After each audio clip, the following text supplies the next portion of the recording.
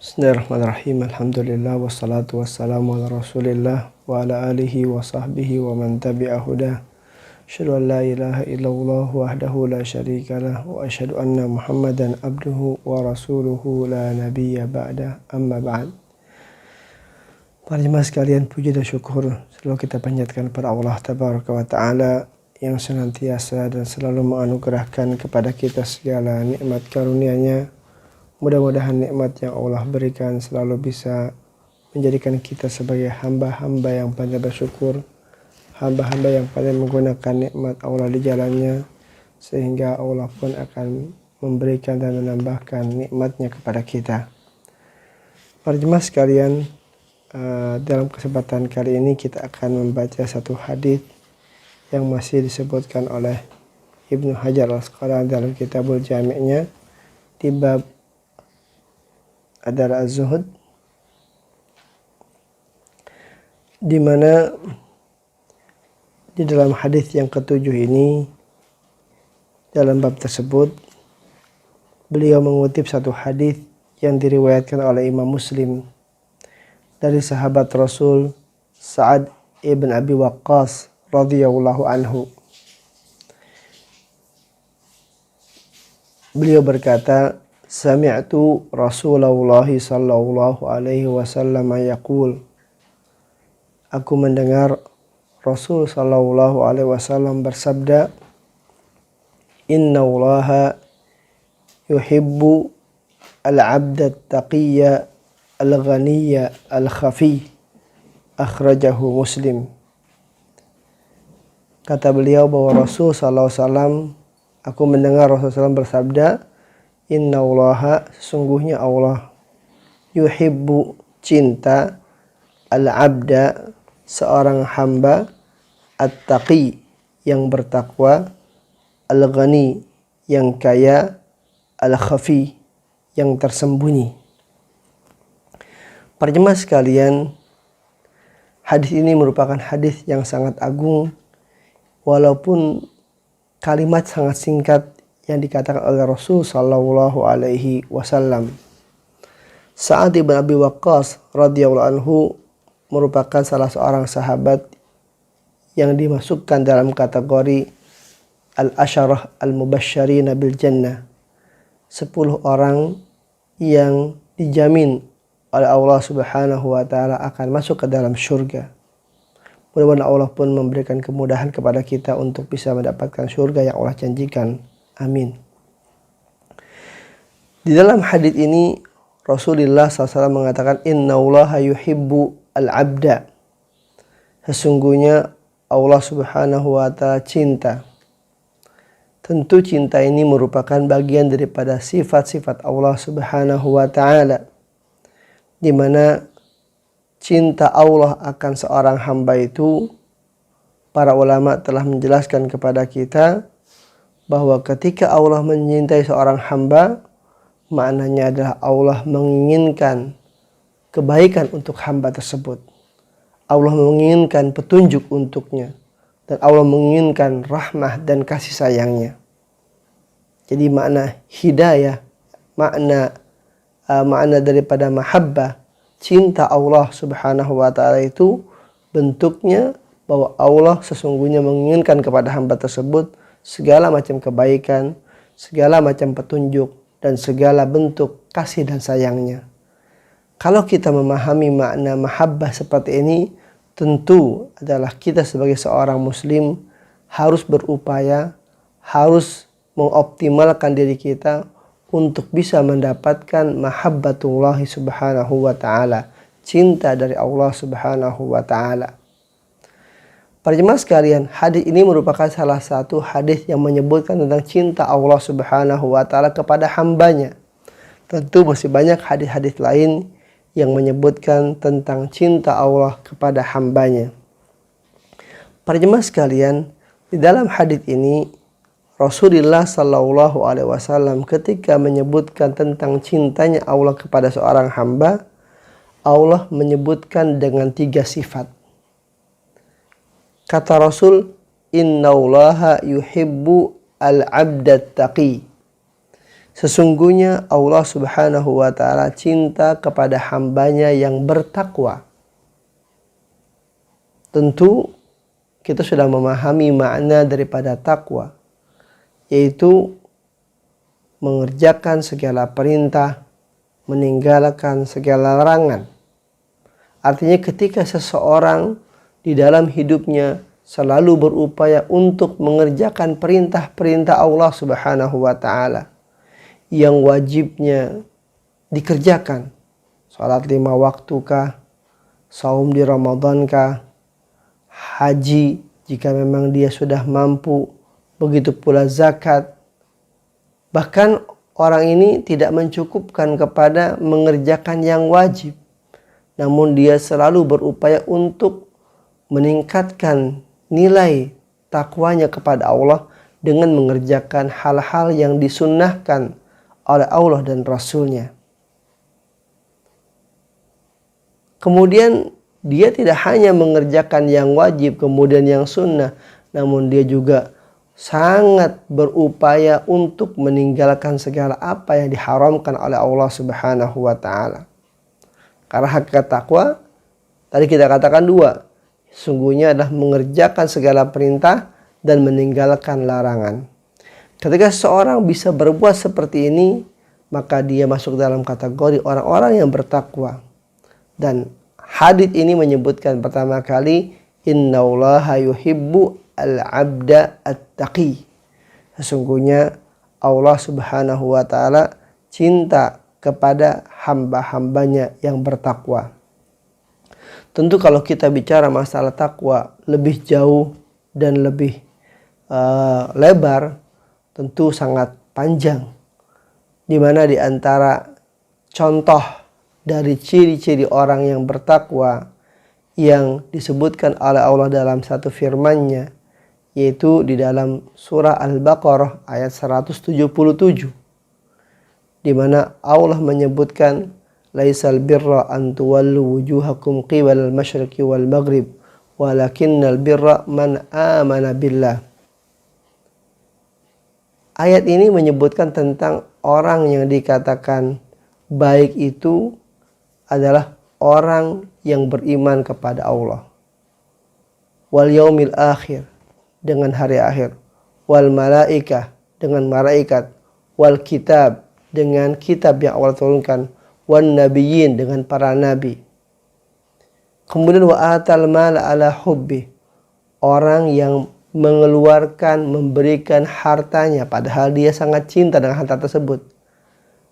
Wa atal mal ala hubbi miskina wa yatima wa atal mal ala hubbi dzawil qurba wal yatama wal masakin, di mana dia memberikan hartanya yang dia cintai tersebut, dzawil qurba, kepada kerabatnya, wal yatama, kepada anak yatim, wal masakin, dan kepada orang-orang miskin. Kalau kita lihat hadis ayat ini, Allah menutup firman-Nya, ulaika alladzina sadaqu wa ulaika humul muttaqun. Mereka semua ini adalah orang-orang yang benar dengan imannya, benar dengan keyakinannya, wa ulaika humul muttaqun, dan mereka orang-orang yang bertakwa. Jadi nanti para jemaah bisa melihat ayat tersebut bagaimana Allah Subhanahu wa ta'ala menyebutkan tentang orang yang bertakwa itu diawali dengan iman. Iman akan kepada Allah dan rukun iman yang 6. Kemudian diikuti dengan amal-amal soleh, dengan infak dan sedekah. Kemudian dengan salat dan zakat. Kemudian dengan berjihad di jalan Allah Subhanahu wa ta'ala. Kemudian dengan sabar. Itu semua bagian daripada nilai-nilai takwa. Rasul menyebutkan kepada kita dalam hadis ini, innallaha yuhibbu al-abda at-taqi. Sesungguhnya Allah Subhanahu wa ta'ala cinta kepada hambanya yang bertakwa. Para jemaah sekalian, kemudian yang kedua, kata Rasul, al-ghani. Sifat yang kedua dari seorang hamba yang Allah cintai adalah al-ghani. Al-ghani itu adalah orang yang kaya.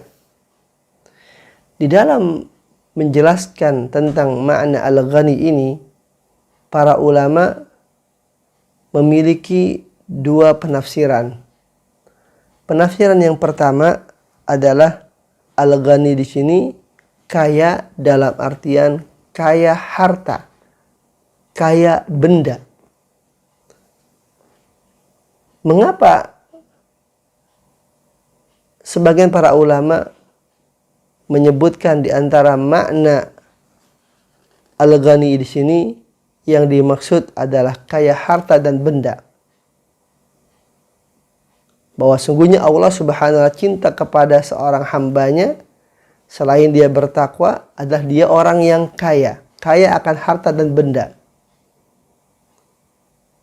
Para jemaah sekalian, tentu hal ini bisa dibenarkan makna seperti itu, bahwa Allah cinta kepada orang yang memiliki harta dan benda yang banyak tadi, apabila harta dan benda yang dimiliki tersebut memotivasi dia, mendorong dia, menjadikan dia orang yang beramal dengan harta dan bendanya. Kita lihat misalnya dalam hadits bahwa hasad diharamkan pada asalnya.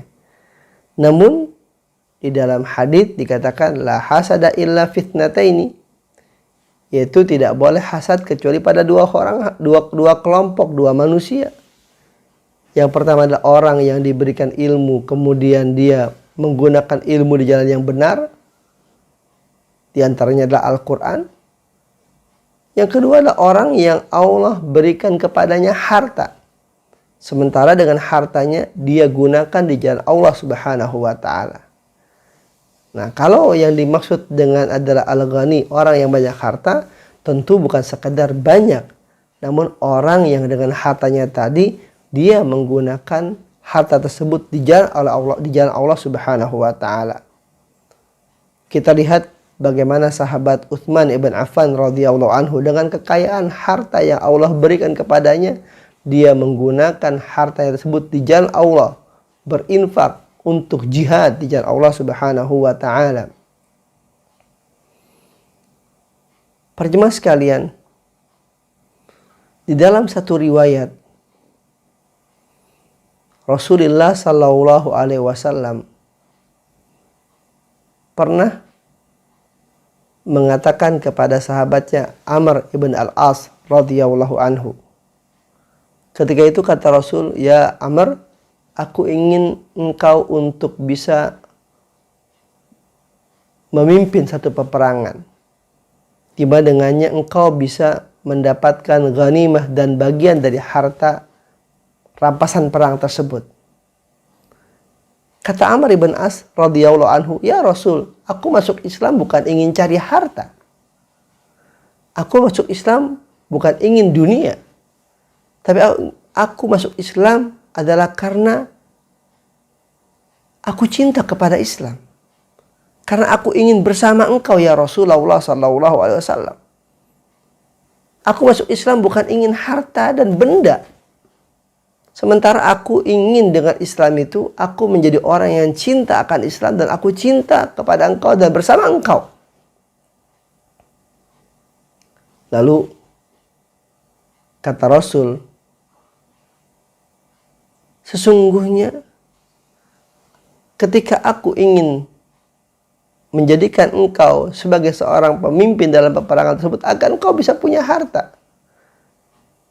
Ketahuilah wahai Amr, ni'mal malus salih indar rajulis salih." Sebaik-baik harta yang salih, yang halal adalah indar rajulis salih, ketika harta itu berada di tangan seorang yang salih. Ketika orang itu salih, maka dengan harta yang Allah berikan kepadanya, betapapun harta itu banyak, maka harta itu akan menjadi harta yang terbaik.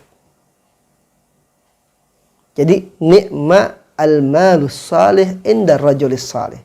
Sebaik-baik harta adalah harta yang dimiliki oleh orang yang salih. Karena orang yang soleh tadi dengan hartanya pasti dia akan apa? Akan berbuat untuk segala macam kebaikan. Dia tidak pernah berkata tidak untuk segala bentuk jalan kebaikan yang ada di hadapannya. Dia rela untuk mengorbankan seluruh hartanya demi untuk mendapatkan ridha Allah Subhanahu wa ta'ala. Jadi itu adalah makna yang pertama, al-ghani dengan makna adalah orang yang kaya dan banyak hartanya. Allah cinta kepada dia. Apabila seperti tadi, kayanya adalah mendorong dia menjadi orang yang berinfak dengan hartanya. Yang kedua, para ulama menafsirkan al-ghani di sini adalah dengan ghina nafs, yaitu kaya akan jiwa. Di mana seseorang dengan makna yang kedua ini, orang ini merasa cukup dengan apa yang Allah berikan kepadanya. Dia tidak membutuhkan kepada apa yang Allah berikan kepada orang lain. Dia hanya bergantung kepada Allah Subhanahu wa ta'ala. Dia memiliki sifat qanaah. Dia puas dengan apa yang Allah berikan kepadanya. Dan ini merupakan satu kebaikan. Di mana orang dalam hidup harus memiliki sifat qanaah. Kalau seseorang hidup tidak memiliki sifat qanaah, di mana dia tidak merasa puas dengan apa yang Allah berikan kepadanya, maka dia akan selalu menjadi orang yang hidup dengan kehidupan yang tidak baik. Dia akan merasa pemberian yang Allah berikan kepadanya sangat sedikit, padahal begitu banyak nikmat Allah yang telah Allah berikan kepadanya. Jadi makna al-ghani yang kedua yang Allah katakan orang yang Allah cintai, yaitu adalah orang yang ghina nafs, yaitu kaya jiwa, kaya akan hatinya. Dia hanya bergantung kepada Allah Subhanahu wa ta'ala. Dia tidak meminta sesuatu kepada manusia. Dia menahan diri dengan mencukupkan akan rezeki yang Allah anugerahkan kepadanya. Di mana Rasulullah sallallahu alaihi wasallam menyebutkan dalam hadis Abi Hurairah radhiyallahu anhu, kata Rasul, laisal ghina an kathratil arad. Tidaklah yang namanya kaya itu dengan berbanyak harta dan benda. Walakinnal ghina nafs. Akan tapi orang dikatakan kaya ketika orang itu memiliki kekayaan jiwa, kekayaan hati. Di mana urusan kaya sungguhnya banyak orang yang terhalangi untuk bisa mendapatkannya. Karena kalau kita hitung dalam dunia ini, orang yang kaya hanya beberapa persen saja. Selebihnya orang yang normal. Kalau kita bicara dengan banyak-banyaknya harta. Namun ketika orang memiliki sifat qanaah dalam hidupnya, itulah sungguhnya menjadi kekayaan yang tidak ternilai.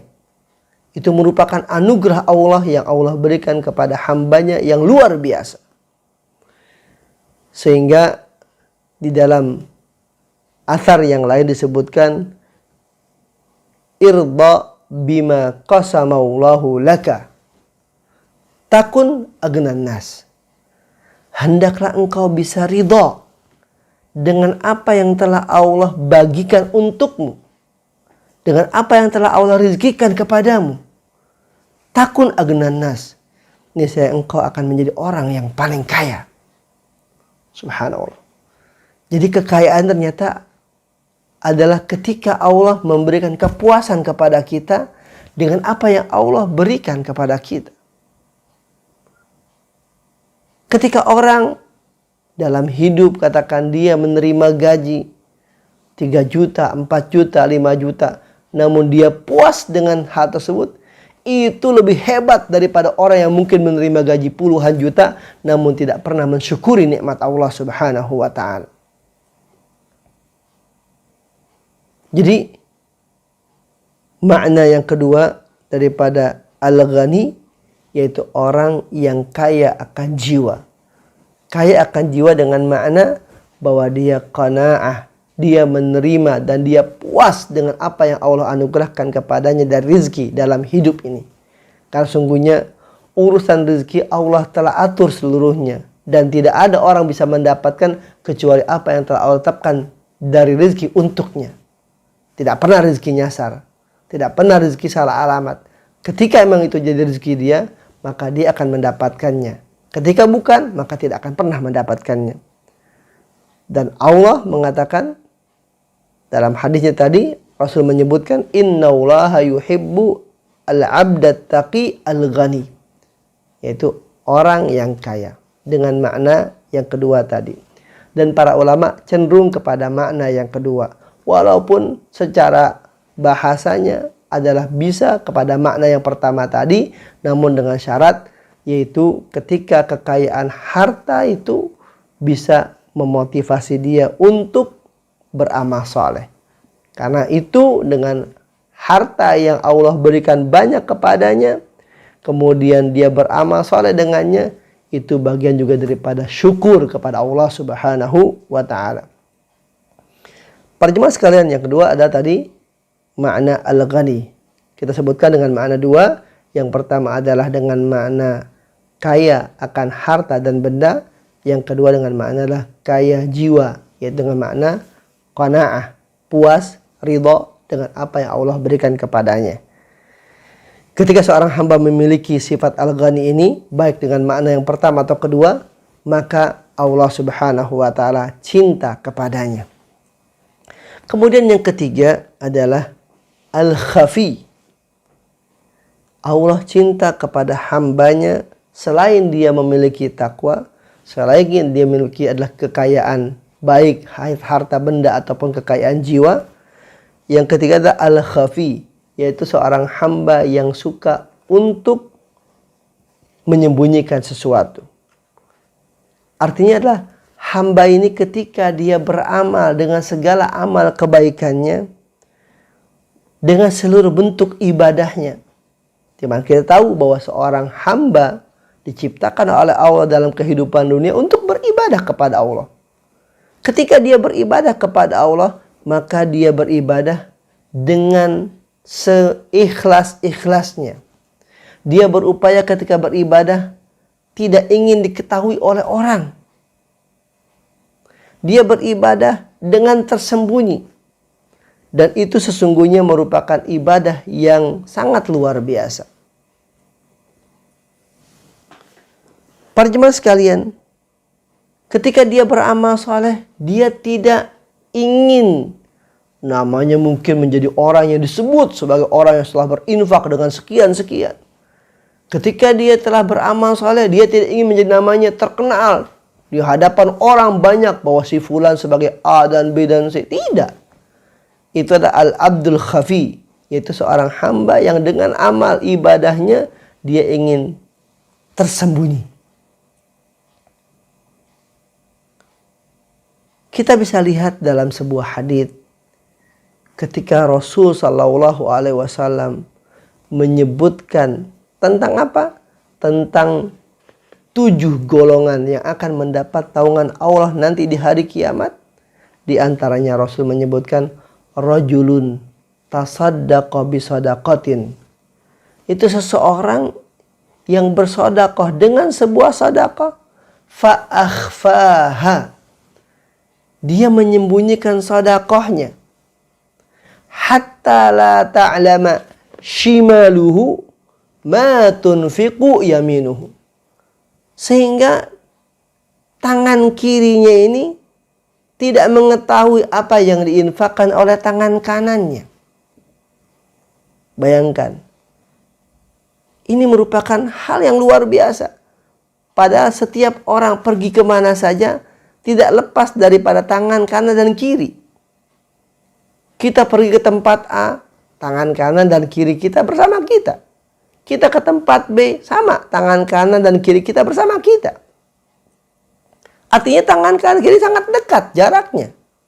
Namun Rasul menggambarkan ketika orang ini berinfak, bersedekah dengan hartanya, dia berinfak luar biasa. Sehingga digambarkan tadi, tangan kirinya saja yang ada di sebelah dia tidak tahu apa yang telah diinfakkan oleh tangan kanannya. Ini merupakan bagian daripada amal yang al-khafi, yang tersembunyi. Bagaimana Allah juga menyebutkan di dalam ayatnya tentang bagaimana ketika kita bersedekah, ketika kita beramal soleh, ketika kita berinfak, hendaknya kita tidak riya. Jadi makna al-abd al-khafi yaitu orang yang dalam hidupnya selalu berupaya dengan amal ibadah yang dia lakukan, dia mengharapkan hanya ridha Allah. Dia tidak ingin dikenal oleh orang dengan kebaikannya. Dia tidak ingin disebut namanya oleh orang dengan kebaikannya. Dia tidak riya dan tidak sum'ah. Tidak ingin mendapat pujian orang karena orang lihat. Tidak ingin mendapatkan pujian karena adalah didengar namanya dengan segala kebaikannya. Para jemaah sekalian, hadits ini disebutkan oleh Sa'ad Ibn Abi Waqqas radhiyallahu anhu kepada anaknya, di mana tatkala itu seorang anaknya melihat orang sedang berlomba-lomba untuk mendapatkan dunia. Kemudian dia mendapati ayahandanya sementara adalah sedang mengurus onta dan kambing-kambingnya. Ketika anaknya datang, dia berkata, aku berlindung kepada Allah dari kejahatan orang yang menunggang kendaraan ini. Dari kejahatan. Yang menunggang kuda siapa? Yang menunggang kendaraan siapa? Itu anaknya.